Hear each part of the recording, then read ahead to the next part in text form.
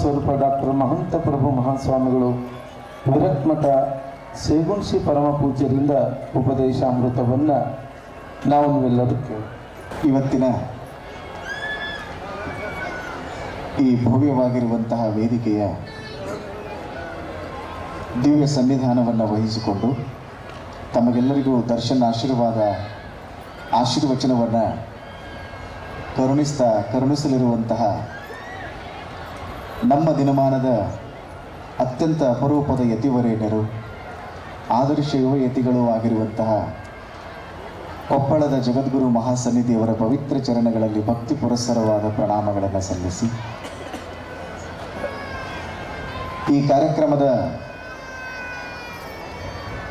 ದಿವ್ಯ ಸನ್ನಿಧಾನವನ್ನು ಅಲಂಕರಿಸಿಕೊಂಡಿರುವಂತಹ ಶ್ರೀಮನ್ ನಿರಂಜನ ಪ್ರಣವ ಸ್ವರೂಪಿ ಜಗದ್ಗುರು ಅಭಿನವ ಬೋಧೀಶ್ವರ ಮಹಾಸ್ವಾಮೀಜಿಯವರಲ್ಲಿ ಶರಣಗಳನ್ನು ಹೇಳಿ ಈ ಕಾರ್ಯಕ್ರಮದಲ್ಲಿ ಪಾಲ್ಗೊಂಡಿರುವಂತಹ ಹೆಬ್ಬಾಳದ ಪರಮ ಪೂಜ್ಯ ಮಹಾಸ್ವಾಮೀಜಿಯವರಲ್ಲಿ ಪ್ರಣಾಮಗಳನ್ನು ಸಲ್ಲಿಸಿ ಅನದೂರಿನ ಪರಮ ಪೂಜ್ಯರಲ್ಲಿ ಶರಣಗಳನ್ನು ಹೇಳಿ ಬುಡದೂರಿನ ಪರಮ ಪೂಜ್ಯರಲ್ಲಿ ಶರಣಗಳನ್ನು ಹೇಳಿ ಈ ವೇದಿಕೆಯಲ್ಲಿ ಆಸೀನರಾಗಿರುವಂತಹ ನಮ್ಮ ನಾಡಿನ ಬಹುಶ್ರುತ ವಿದ್ವಾಂಸರಾಗಿರುವಂತಹ ಕಜ್ಜಿಡೋಣಿ ಶಾಸ್ತ್ರೀಜಿಯವರಲ್ಲಿ ಶರಣಗಳನ್ನು ಹೇಳಿ ನಿರೂಪಣೆಯನ್ನು ಮಾಡ್ತಾ ಇರುವಂತಹ ಶಿವಲಿಂಗ ಶಾಸ್ತ್ರಿಗಳವರನ್ನೇ ಮೊದಲುಗೊಂಡು ಇಲ್ಲಿ ಅತ್ಯಂತ ಶ್ರದ್ಧಾಭಕ್ತಿಯಿಂದ ತಾವೆಲ್ಲ ಕುಳಿತುಕೊಂಡಿದ್ದೀರಿ. ಶರಣ ತಂದೆ ತಾಯಿಗಳೇ, ಮುದ್ದು ಮಕ್ಕಳೇ, ತಮಗೆಲ್ಲ ಶರಣಾರ್ಥಿ.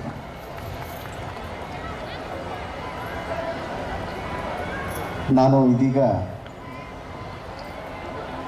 ಶಿವಮೊಗ್ಗದಿಂದ ಇಲ್ಲಿಗೆ ಬಂದೆ. ರಸ್ತೆಯುದ್ದಕ್ಕೂ ಚಿಂತನೆಯನ್ನು ಮಾಡ್ತಾ ಬರುವಂತಹ ಸಂದರ್ಭದಲ್ಲಿ ದಾರಿ ತಪ್ಪಿ ಸ್ವಲ್ಪ ಮುಂದಕ್ಕೆ ಆ ಕಡೆ ಹೋದ್ವಿ. ಸ್ವಲ್ಪ ವಿಳಂಬ ಆಯಿತು, ಸುಸ್ತು ಭಾಳಾಗಿತ್ತು. ಯಾವಾಗ ಈ ಕ್ಷೇತ್ರಕ್ಕೆ ಬಂದೆ, ಪರಮ ಪೂಜ್ಯರನ್ನು ಕಣ್ತುಂಬ ನೋಡಿದೆ. ನಿಮ್ಮನ್ನೆಲ್ಲ ಹೃದಯ ತುಂಬಿ ನೋಡಿದ್ದಕ್ಕಾಗಿ ನನ್ನ ಸುಸ್ತೆಲ್ಲ ಹೋಗಿ ಬಹಳಷ್ಟು ಖುಷಿಯಾಯಿತು. ಇಷ್ಟು ದೊಡ್ಡ ಪ್ರಮಾಣದ ಜಾತ್ರಾ ಮಹೋತ್ಸವದಲ್ಲಿ ತಾವೆಲ್ಲರೂ ಅತ್ಯಂತ ಶಾಂತಚಿತ್ತರಾಗಿ ಕುಳಿತುಕೊಂಡು ಈ ಕಾರ್ಯಕ್ರಮದ ಘನತೆ ಗೌರವಗಳನ್ನು ಹೆಚ್ಚಿಸ್ತಾ ಇರುವಂಥದ್ದನ್ನು ನೋಡಿದರೆ ಬಹಳ ಖುಷಿಯಾಗುತ್ತೆ. ತಮ್ಮೆಲ್ಲರಿಗೂ ಮತ್ತೊಮ್ಮೆ ಶರಣಗಳನ್ನು ಹೇಳಿ, ಇದು ಶರಣರ 29ನೆಯ ಪುಣ್ಯಾರಾಧನಾ ಕಾರ್ಯಕ್ರಮದ ನಿಮಿತ್ತವಾಗಿ ನಾವೆಲ್ಲರೂ ಇಲ್ಲಿ ಸೇರಿದ್ದೇವೆ. ನಾವೆಲ್ಲರೂ ಬಹಳ ಅರ್ಥಪೂರ್ಣವಾಗಿ ಚಿಂತನೆಯನ್ನು ಮಾಡುವಂತಹ ಒಂದು ಸಂದರ್ಭ ಅಂತ ನಾನು ಭಾವಿಸ್ಕೊಳ್ತೀನಿ. 29 ವರ್ಷಗಳವರೆಗೆ ನಾವೆಲ್ಲರೂ ಅವರ ಧ್ಯಾನವನ್ನು ಮಾಡ್ತಾ ಪುಣ್ಯಾರಾಧನಾ ಕಾರ್ಯಕ್ರಮದಲ್ಲಿ ಪಾಲ್ಗೊಂಡಿದ್ದೇವೆ. ಅವರ ಭೌತಿಕ ಶರೀರ ಅನ್ನುವಂಥದ್ದು ಪಂಚಮಹಾಭೂತಗಳಲ್ಲಿ ಲೀನಾಗಿ ಹೋಗ್ಯದ. ಆದರೆ ಅವರ ಆಧ್ಯಾತ್ಮಿಕ ಚೈತನ್ಯ ಅನ್ನುವಂಥದ್ದು ನಿರಂತರವಾಗಿ ನಮ್ಮ ಮಧ್ಯದೊಳಗಿರ್ತದೆ. ಅಲ್ಲಮ ಪ್ರಭುಗಳಂತಾರ, ಬೆಣ್ಣೆಯ ಕಂದಲ ಕರಗಲಿಟ್ಟಡೆ ಪಾತ್ರೆ ಕರಗಿತ್ತು, ಬೆಣ್ಣೆ ಉಳಿದಿತ್ತು. ತುಂಬಿ ಇದ್ದಿತ್ತು, ಪರಿಮಳವಿಲ್ಲ. ಪರಿಮಳವಿದ್ದಿತ್ತು, ತುಂಬಿ ಇಲ್ಲ. ತಾನಿದ್ದನು, ತನ್ನ ಸ್ವರೂಪವಿಲ್ಲ. ಗುಹೇಶ್ವರನಿದ್ದನು, ಲಿಂಗವಿಲ್ಲ ಅಂತ ಒಂದು ಸುಂದರವಾದ ವಚನ ಇದೆ. ಈ ವಚನದ ತಾತ್ಪರ್ಯ ಏನು ಅಂದರೆ, ಒಂದು ಪಾತ್ರೆಯೊಳಗೆ ನೀವು ಬೆಣ್ಣೆಯನ್ನು ಹಾಕಿ ನೀವು ಕಾಯಿಸಾಕಿಟ್ರಿ ಅಂತಂದರೆ ಬೆಣ್ಣೆ ಕರಗುತ್ತದೆ, ಪಾತ್ರೆ ಹಂಗೆ ಉಳಿತದೆ. ಇದನ್ನು ವಿಜ್ಞಾನ ನಮಗೆ ಹೇಳಿಕೊಡ್ತದೆ. ಆದರೆ ಆಧ್ಯಾತ್ಮ ವಿಜ್ಞಾನಿಗಳಾಗಿರುವಂತಹ ಅಲ್ಲಮ ಪ್ರಭುದೇವರು ಹೇಳ್ತಾರೆ, ಒಂದು ಪಾತ್ರೆಯೊಳಗೆ ಬೆಣ್ಣೆಯನ್ನು ಹಾಕಿ ನೀವು ಕಾಯಿಸಾಕಿಟ್ರಿ ಅಂದರೆ ಇಲ್ಲಿ ಪಾತ್ರೆ ಕರಿಗಿ ಹೋಗ್ಯದ, ಬೆಣ್ಣೆ ಹಂಗೆ ಉಳಿದೈತಿ ಅನ್ನುವ ಮಾತುಗಳನ್ನು ಅವ್ರು ಯಾಕಂಗೆ ಹೇಳಿದರು ಅಂದರೆ, ಇಲ್ಲಿ ನೋಡಿ, ಶರಣರು ತಮ್ಮ ಭೌತಿಕ ಶರೀರವನ್ನು ತ್ಯಾಗ ಮಾಡಿ ಅದು ಪಂಚಮಹಾಭೂತಗಳಲ್ಲಿ ಲೀನ ಆಗಿ 29 ವರ್ಷ ಆಯಿತು. ಆದರೆ ಅವರ ಆಧ್ಯಾತ್ಮಿಕ ಶಕ್ತಿ, ಆಧ್ಯಾತ್ಮಿಕ ಚೈತನ್ಯ ಅನ್ನುವಂತಹ ಬೆಣ್ಣೆ ಏನೈತಲ್ಲ, ಅದು ಶತಶತಮಾನಗಳವರೆಗೂ ಇಲ್ಲಿಯೇ ನಮ್ಮ ಮಧ್ಯದೊಳಗೆ ಇರುತ್ತೆ ಅನ್ನುವಂಥದ್ದನ್ನು ನಾವೆಲ್ಲರೂ ಬಹಳ ಸ್ಪಷ್ಟವಾಗಿ ತಿಳ್ಕೊಳ್ಬೇಕು.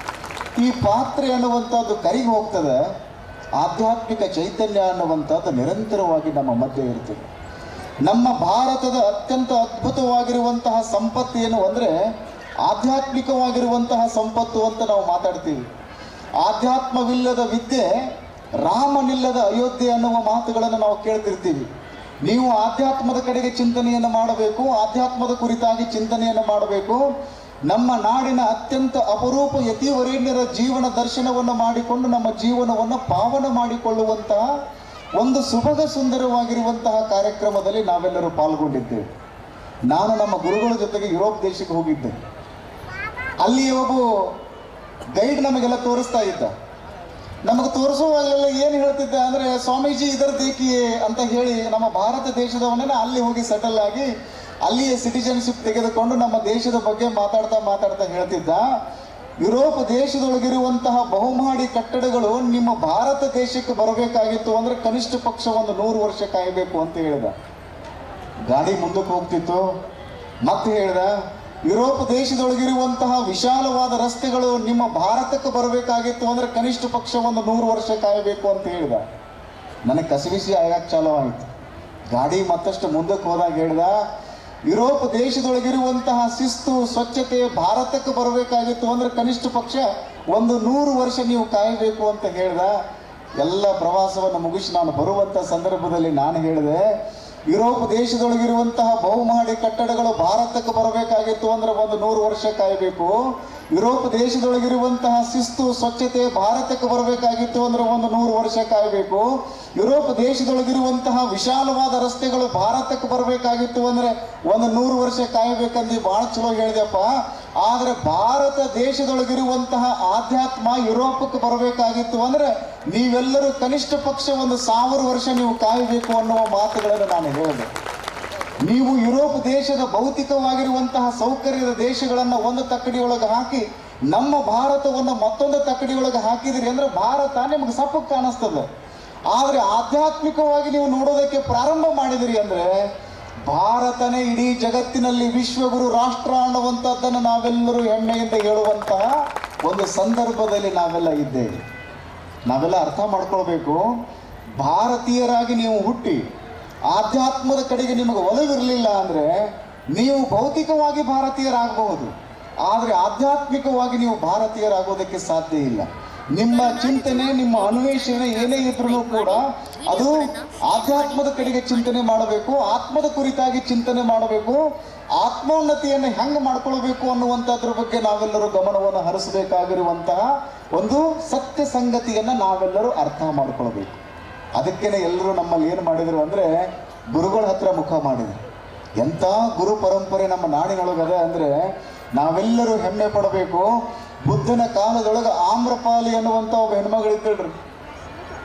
ಆ ತಾಯಿ ಬಗ್ಗೆ ಇತಿಹಾಸಕಾರರು ಭಾಳ ಚೆನ್ನಾಗಿ ಬರೆದಾರೆ. 20 ಜನ ಮಹಾರಾಜರೆಲ್ಲರೂ ನನ್ನ ಮದುವೆಯಾಗ ಅಂತ ಯಾರನ್ನ ಕೇಳ್ಕೊಳ್ತಿದ್ರು ಅಂದರೆ ಆಮ್ರಪಾಲಿಯನ್ನು ಕೇಳ್ಕೊಳ್ತಾ ಇದ್ರು. ಆಮ್ರಪಾಲಿ 20 ಜನ ಮಹಾರಾಜರನ್ನು ಯಾರೊಬ್ಬರನ್ನು ಮದುವೆ ಆಗಲಿಲ್ಲ. ಬುದ್ಧ ಎಲ್ಲಿಗೆ ಹೋಗ್ತಿದ್ರಲ್ಲ ಅಲ್ಲಿ ಕಸ ಹೊಡಿತಿದ್ದಳು, ರಂಗವಲ್ಲಿ ಹಾಕ್ತಿದ್ದಳು. ಬುದ್ಧನಿಗೆ ಪ್ರಿಯವಾಗಿರುವಂತಹ ಕಮಲದ ಹೂವನ್ನು ಕೈಯಲ್ಲಿ ಹಿಡಿದುಕೊಂಡು ಬುದ್ಧನಿಗಾಗಿ ಸ್ವಾಗತ ಕೋರೋದಕ್ಕಾಗಿ ನಿಂತುಕೊಳ್ತಾ ಇದ್ದಳು. ಬುದ್ಧ ಬರೋರು ಕಮಲದ ಹೂವನ್ನು ತಗೊಳ್ಳೋರು, ನೋಡೋರು, ಜನರನ್ನೆಲ್ಲ ನೋಡೋರು, ಕುತ್ಕೊಳ್ಳೋರು, ಪ್ರವಚನ ಹೇಳೋರು. ಯಾರೋ ಒಬ್ಬರು ಆಮ್ರಪಾಲಿಯನ್ನು ಕೇಳಿದರು, ಇಷ್ಟು ಚಲೋ ಇರುವಂಥ ಹೆಣ್ಮಗಳು ನೀನು, 20 ಜನ ಮಹಾರಾಜರು ದೊಡ್ಡ ದೊಡ್ಡ ಅರಮನೆ ಕಟ್ಟ್ಯಾರ, ಯಾರೋ ಒಬ್ಬ ಮಹಾರಾಜರನ್ನು ಮದುವೆಯಾಗಿ ಅರಮನೆಯೊಳಗೆ ಆರಾಮ್ ಇರುವುದನ್ನು ಬಿಟ್ಟುಕೊಟ್ಟು ಇದೇನು ಪ್ರವಚನ ಕೇಳ್ಕೊತ ಹೋಗ್ತೀಯಲ್ಲ ಅಂದಾಗ ಆಮ್ರಪಾಲಿ ಭಾಳ ಚಂದ ಒಂದು ಮಾತು ಹೇಳಿದ್ಲು. 20 ಜನ ಮಹಾರಾಜರೆಲ್ಲರೂ ಎಂಥ ಅರಮನೆ ಕಟ್ಟ್ಯಾರ ಅಂದ್ರೆ ಒಂದಲ್ಲ ಒಂದಿನ ಬಿದ್ದು ಹೋಗುವಂಥ ಅರಮನೆ ಕಟ್ಟ್ಯಾರ.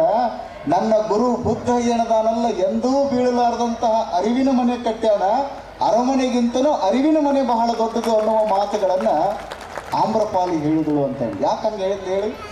ಐನ್ಸ್ಟೈನನ್ನು ಯಾರೋ ಕೇಳಿದರು, ಸರ್ ನಿಮ್ಗೆ ಇನ್ನೊಂದು ಜೀವನ ಇದ್ದರೆ ನೀವೇನು ಮಾಡ್ತೀರಿ ಅಂತ ಪ್ರಶ್ನೆ ಕೇಳಿದ್ರು. ಭಾಳ ಮಂದಿ ಏನು ವಿಚಾರ ಮಾಡಿದರು ಅಂದರೆ ನಾನು ಮತ್ತೊಬ್ಬ ದೊಡ್ಡ ವಿಜ್ಞಾನಿ ಆಗೋದಕ್ಕೆ ಬಯಸ್ತೀನಿ, ಈಗೇನು ಸಂಶೋಧನೆ ಮಾಡಿನಲ್ಲ ಇದಕ್ಕಿಂತನೂ ದೊಡ್ಡದಾಗಿ ಸಂಶೋಧನೆ ಮಾಡಬೇಕಂತ ನಾನು ಬಯಸ್ತೀನಿ ಅಂತ ಮಾತಾಡ್ಬೋದು ಅಂತ ತಿಳ್ಕೊಂಡಿದ್ರು. ಆದರೆ ವಿಶ್ವ ಶ್ರೇಷ್ಠ ವಿಜ್ಞಾನಿಗಳಾಗಿರುವಂತಹ ಐನ್ಸ್ಟೈನ್ ಹೇಳ್ತಾರೆ, ನನಗೆ ಇನ್ನೊಂದು ಜನ್ಮ ಅನ್ನುವಂಥದ್ದು ಇತ್ತು ಅಂದರೆ ನಾನು ಹೊರಗಿನ ಜಗತ್ತಿನ ಬಗ್ಗೆ ಅಧ್ಯಯನವನ್ನು ಮಾಡೋದಿಲ್ಲ, ಹೊರಗಿನ ಜಗತ್ತಿನ ಬಗ್ಗೆ ಅನ್ವೇಷಣೆಯನ್ನು ಮಾಡೋದಿಲ್ಲ. ನನ್ನ ಒಳಗಡೆಗೆ ಒಂದು ಅದ್ಭುತವಾದ ಜಗತ್ತದ, ಆ ಒಳಗಿನ ಜಗತ್ತಿನ ಬಗ್ಗೆ ಅಧ್ಯಯನವನ್ನು ಮಾಡ್ತೀನಿ ಅನ್ನುವ ಮಾತುಗಳನ್ನು ಐನ್ಸ್ಟೈನ್ ಹೇಳ್ತಾರೆ. ಹಂಗೆ ಈ ಹೊರಗಿನ ಜಗತ್ತಿನ ಬಗ್ಗೆ ನಾವು ಬಹಳ ತಲೆ ಕೆಡಿಸ್ಕೊಳ್ಳುವಂತಹ ಅವಶ್ಯಕತೆ ಇಲ್ಲ. ಒಳಗಿನ ಜಗತ್ತಿನ ಬಗ್ಗೆ ಚಿಂತನೆ ಮಾಡಬೇಕು ಅಂತ ಹೇಳಿ ಮೌನ ಯೋಗಿಗಳಾಗಿ ಒಂದು ಅದ್ಭುತವಾದ ಸಂದೇಶವನ್ನು ನೀಡಿರುವಂತಹ ಶರಣರು ಯಾರು ಅಂದರೆ ಬಳಗಾನೂರಿನ ಪರಮ ಪೂಜ್ಯ ಶರಣರು ಅನ್ನುವಂಥದ್ದನ್ನು ನಾವೆಲ್ಲರೂ ಅರ್ಥಪೂರ್ಣವಾಗಿ ಚಿಂತನೆ ಮಾಡಬೇಕು. ಮುತ್ತು ನೀರೊಳಗೆ ಹುಟ್ಟುತ್ತದೆ, ಆಲಿಕಲ್ಲು ನೀರೊಳಗೆ ಹುಟ್ಟುತ್ತದೆ, ಉಪ್ಪು ನೀರೊಳಗೆ ಹುಟ್ಟುತ್ತದೆ. ನಮ್ಮ ಶರಣರ ವಚನಗಳನ್ನು ಅಧ್ಯಯನ ಮಾಡಬೇಕು.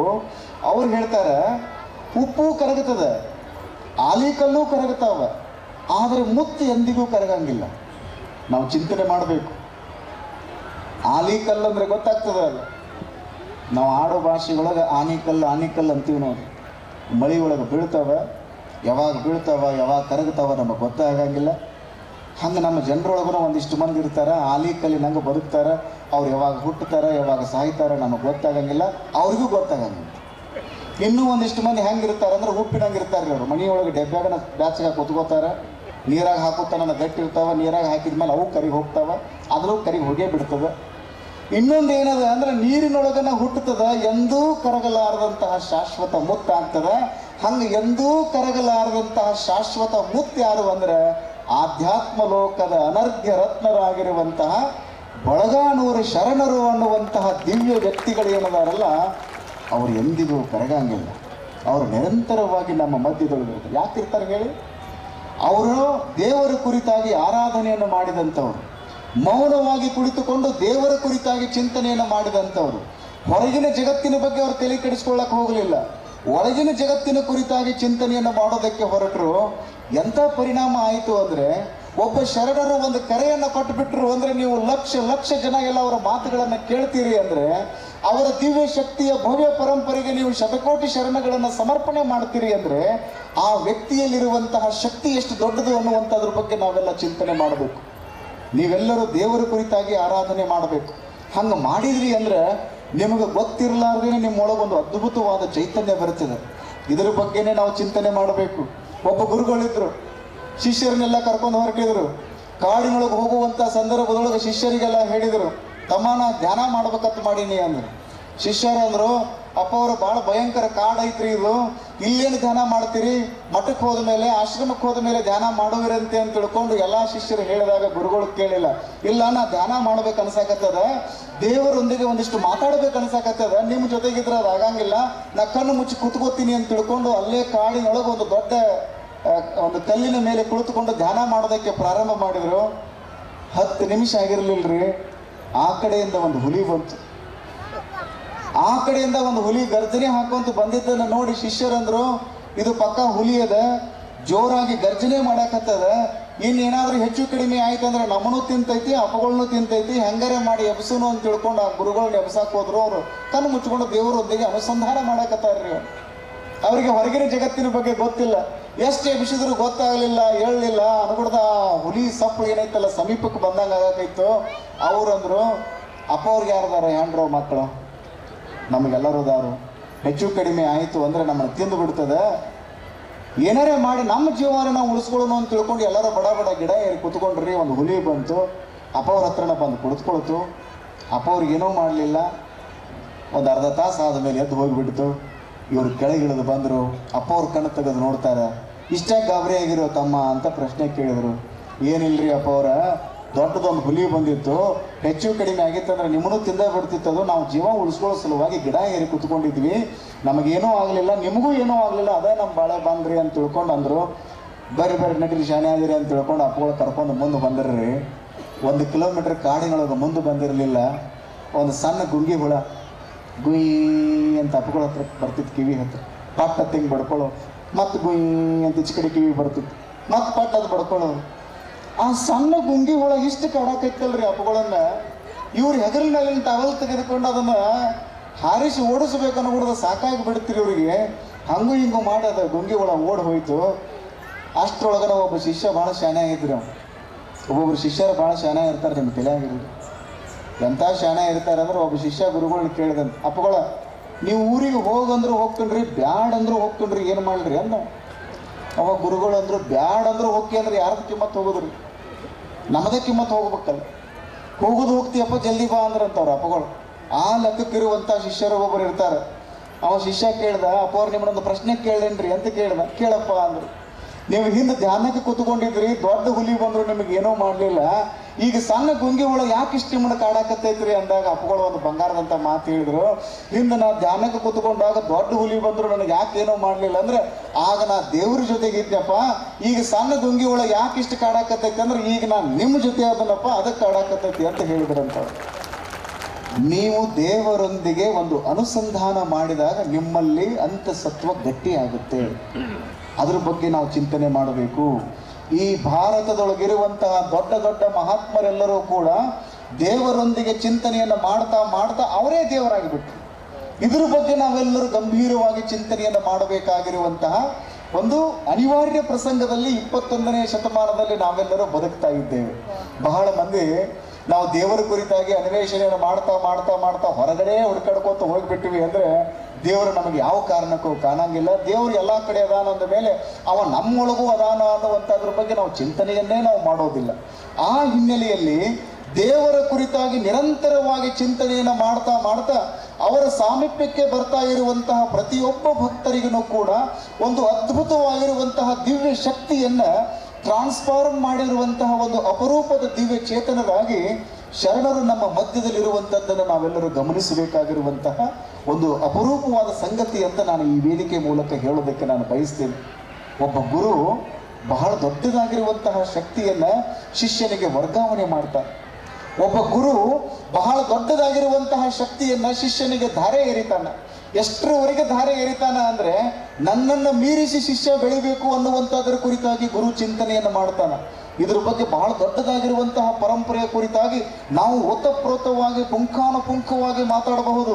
ಯಾಕಂದ್ರೆ ಈ ಭಾರತ ದೇಶದ ಅದ್ಭುತವಾಗಿರುವಂತಹ ಚರಿತ್ರೆ ಏನೈತೆಲ್ಲ ಇದು ಕೇವಲ ಒಂದು ದಿನಗಳಲ್ಲಿ ಮಾತನಾಡುವಂತಹ ಚರಿತ್ರೆ ಅಲ್ಲ. ಇದು ನೀವೆಲ್ಲರೂ ಗಮನಿಸಬೇಕು. ಕೇವಲ ದೇವರ ಕುರಿತಾಗಿ ಸತ್ಯದ ಕುರಿತಾಗಿ ಅನ್ವೇಷಣೆ ಮಾಡುವುದಕ್ಕಾಗಿಯೇ ಅನೇಕ ಜನರು ತಮ್ಮ ವಜ್ರ ಖಚಿತವಾಗಿರುವಂತಹ ಸಿಂಹಾಸನವನ್ನು ಬಿಟ್ಟು ಹೊರಗಡೆ ಬಂದರು. ನೀವು ಬುದ್ಧನ ಬಗ್ಗೆ ಚಿಂತನೆ ಮಾಡುವಂತಹ ಸಂದರ್ಭದಲ್ಲಿ ನಿಮಗೆ ಗೊತ್ತಾಗುತ್ತೆ, ವಜ್ರ ಖಚಿತವಾಗಿರುವಂತಹ ಸಿಂಹಾಸನದ ಮೇಲೆ ಕುಳಿತುಕೊಂಡು ರಾಜ್ಯಭಾರ ಮಾಡಬೇಕಾಗಿರುವಂತಹ ಬುದ್ಧ, ಸಿದ್ಧಾರ್ಥ ಅಂತ ನಾವೇನು ಕರಿತೀವಲ್ಲ, ಎಲ್ಲವನ್ನ ಬಿಟ್ಟ ಬುದ್ಧಂ ಶರಣಂ ಗಚ್ಚಾಮಿ ಸಂಗಂ ಶರಣಂ ಗಚ್ಚಾಮಿ ಅನ್ನುತ್ತಾ ಜ್ಞಾನದ ಕುರಿತಾಗಿ ಜ್ಞಾನೋದಯದ ಕುರಿತಾಗಿ ಅವರು ಚಿಂತನೆಯನ್ನು ಮಾಡ್ತಾ ಮಾಡ್ತಾ ಲೈಟ್ ಆಫ್ ಏಸಿಯಾ ಅಂತ ನಾವು ಕರಿತೀವಿ. ನೀವು ಮಹಾವೀರರ ಬಗ್ಗೆ ಅಧ್ಯಯನ ಮಾಡಬೇಕು. ಇಡೀ ಜಗತ್ತಿಗೆ ಅಹಿಂಸಾ ತತ್ವವನ್ನು ನೀಡಿರುವಂತಹ ಮತ್ತೊಬ್ಬ ಅಪರೂಪದ ಚೈತನ್ಯ ವ್ಯಕ್ತಿಗಳು ಯಾರು ಅಂದರೆ ಮಹಾವೀರರು. ಇವತ್ತು ಜೈನ ಧರ್ಮದ 24ನೇ ತೀರ್ಥಂಕರರಾಗಿ ನಾವು ಅವರನ್ನು ಕಾಣ್ತೀವಿ, ಗೌರವಿಸ್ತೀವಿ. ಅವರು ಕೂಡ ಅದನ್ನೇ ಹೇಳಿದರು, ನೀನು ಅಹಿಂಸೆಯನ್ನು ಇಟ್ಟುಕೊಂಡು ನೀನು ಚಿಂತನೆಯನ್ನು ಮಾಡೋದಕ್ಕೆ ಪ್ರಾರಂಭ ಮಾಡು, ನಿನ್ನ ಒಳಗಡೆಗೆ ಒಂದು ಅದ್ಭುತವಾದ ಶಕ್ತಿ ಅದ, ಅದು ಕಂಡೇ ಕಾಣ್ತದ ಅನ್ನುವಂಥದ್ರ ಬಗ್ಗೆ ಹೇಳಿದರು. ನೀವು ಶಂಕರಾಚಾರ್ಯರ ಚರಿತ್ರೆಯನ್ನು ಓದಬೇಕು.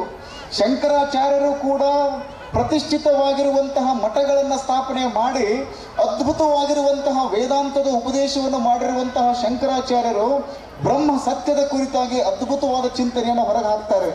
ನೀವು 12ನೇ ಶತಮಾನಕ್ಕೆ ಬಂದ್ರೆ ಅಂದರೆ ಬಸವಾದಿ ಶಿವಶರಣರ ಒಂದು ಅದ್ಭುತವಾದ ಭಕ್ತಿ ಪರಂಪರೆಯನ್ನು ನಾವು ನೋಡ್ತೀವಿ. ಅವರು ಕೂಡ ತನ್ನ ತಾನರಿತರೆ ತಾನೇ ದೇವ ನೋಡ ಅನ್ನುವಂತಹ ಸಂದೇಶವನ್ನು ಹೊರಗೆ ಹಾಕಿದರು. ಇವತ್ತಿಗೂ ಅವರು ಬೆಳಕಾಗಿ ನಿಂತುಕೊಂಡ್ರು ಅನ್ನುವಂಥದ್ರ ಬಗ್ಗೆ ನಾವು ಚಿಂತನೆ ಮಾಡ್ತೀವಿ. ಆಮೇಲೆ ಬಂದಿರುವಂತಹ ಚೈತನ್ಯರಾಗಿರ್ಬಹುದು, ಕಬೀರದಾಸರಾಗಿರ್ಬೋದು.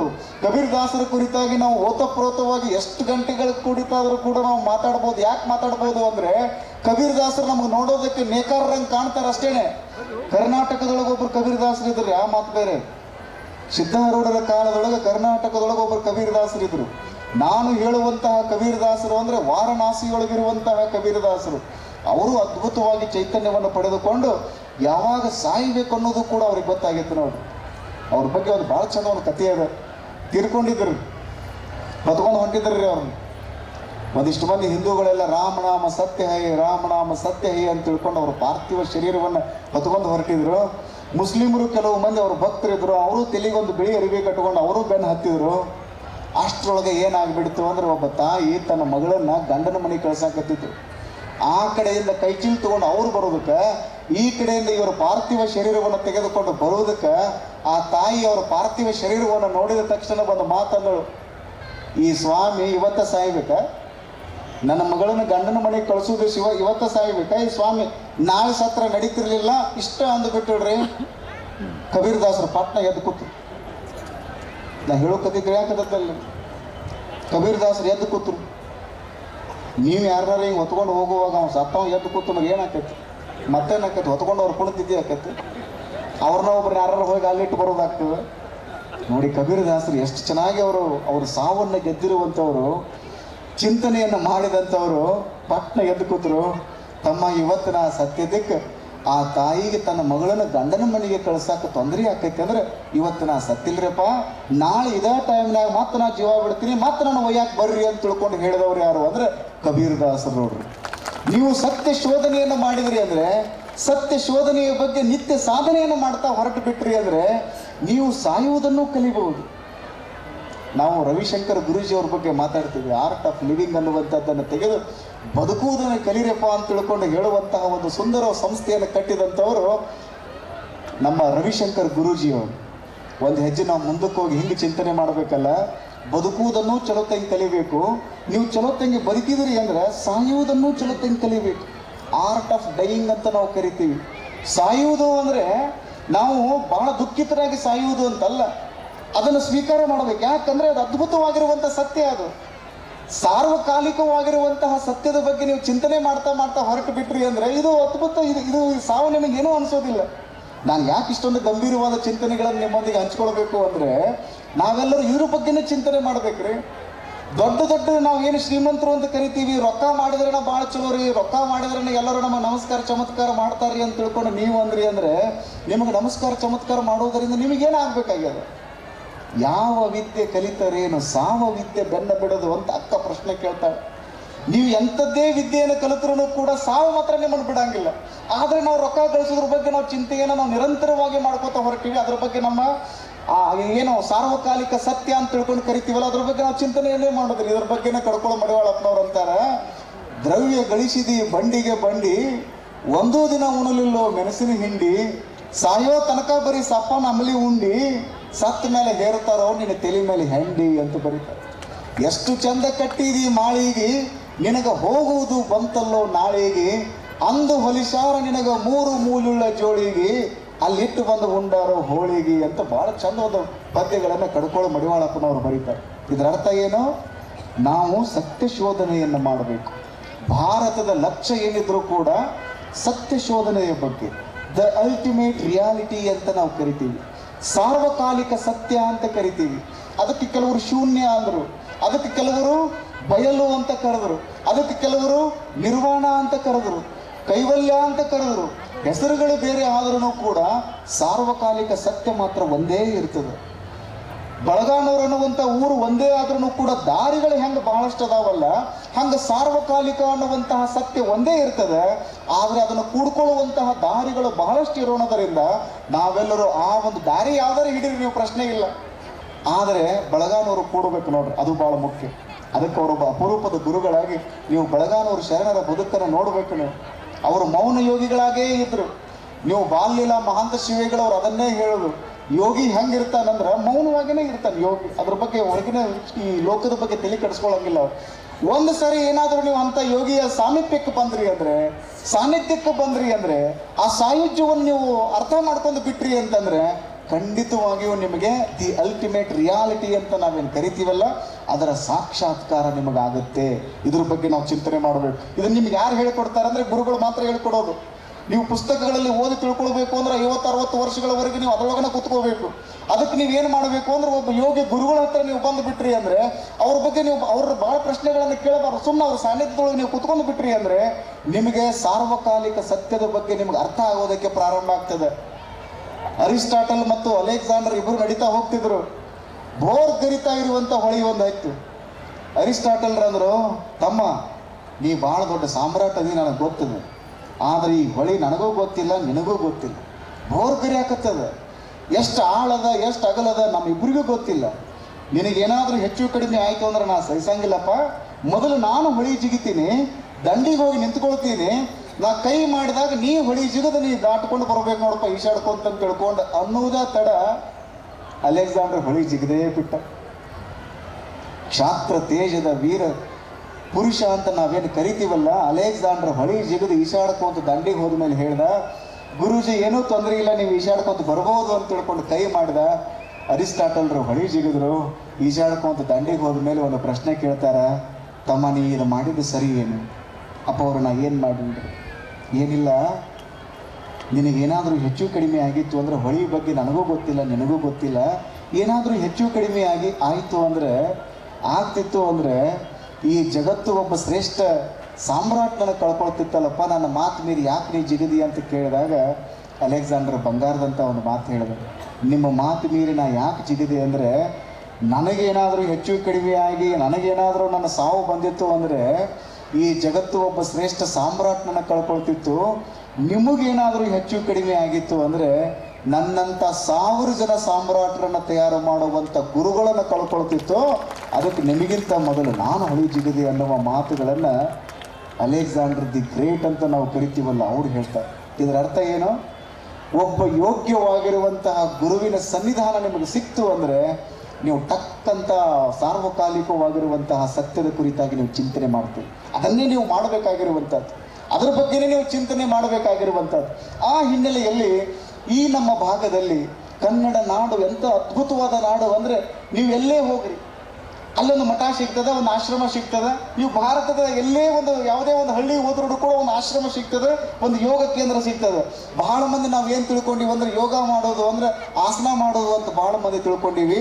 ಯೋಗ ಮಾಡೋದು ಅಂದರೆ ಕೇವಲ ಆಸನ ಮಾಡೋದು ಅಂತ ಅಷ್ಟೇ ಅಲ್ಲ, 8 ಮಾರ್ಗಗಳ ಕುರಿತಾಗಿ ಅದ್ಭುತವಾಗಿ ಒಂದು ವ್ಯಾಖ್ಯಾನವನ್ನು ನೀಡಿದಂಥವ್ರು ಯಾರು ಅಂದರೆ ಪತಂಜಲಿ ಮಹರ್ಷಿಗಳು.